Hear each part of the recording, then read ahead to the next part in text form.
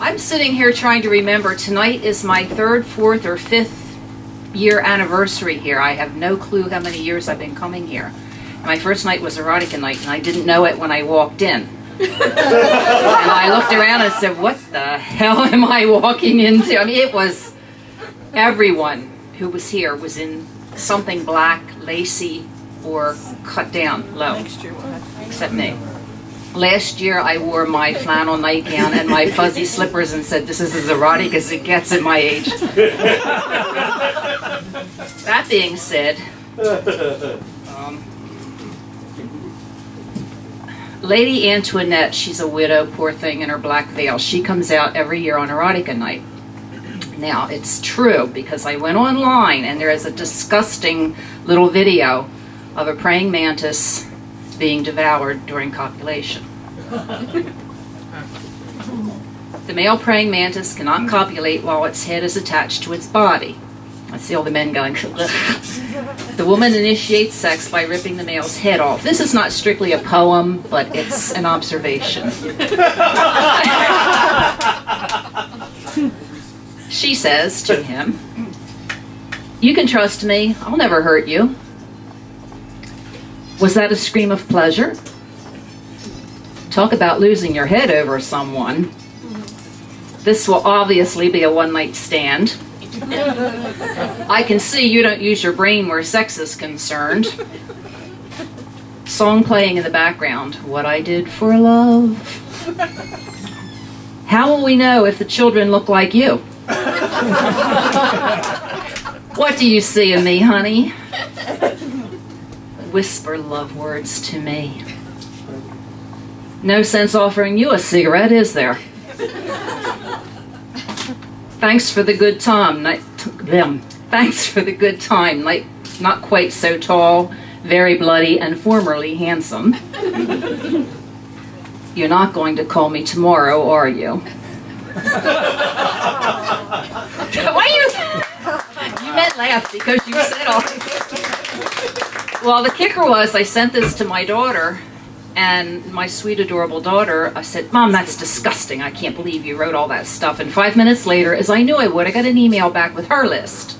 Do I have to do all the work? Don't roll your eyes at me that way. I don't bite, I just nibble. I've been told my lips are to die for. You're one of those deadbeat dads my mother warned me about, aren't you? And I love this one. I suppose you want me to clean up after you now. Till death do us part. Just a second, I need to brush my teeth.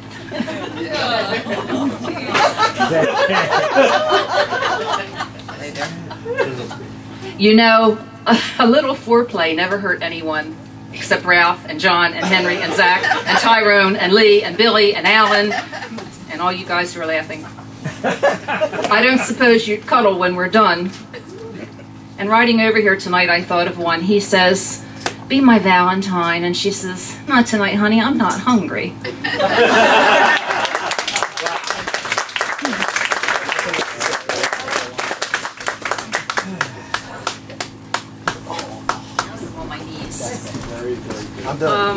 Okay. Speaking of no one's in town, I hope, whose picture is on here, and only one of this collage of faces has ever seen this, and he was not thrilled to death at all. The poem goes, once upon a time I met a frog, not an ordinary frog to be sure, but one who seemed at first to be a prince. I kissed him, but he remained a frog, and I live unhappily ever after. But he is special. Yeah, Alma, you gotta stand in front of buttless chaps with the frog. I don't think so. He has a little paper heart that pops off. He has his crown. He spins around on his own little stick. And he has a tiny little tattoo that says, trust me. I don't think so.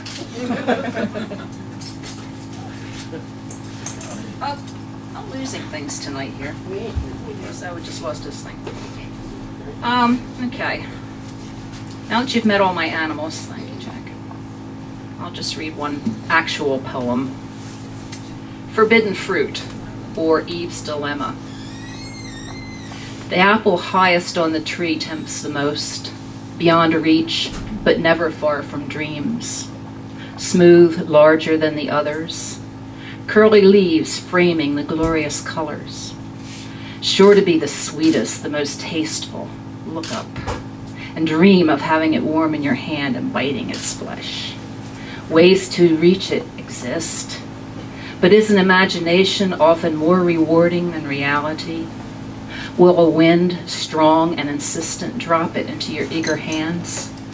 And if this miracle of nature did happen, would you devour it, or merely hold it in anticipation? Peeling it slowly, so slowly, savoring the juices and pungent scents. Satiate your hunger, your greed for what isn't yours to pick. Lick the sweet juice from your fingers and walk away.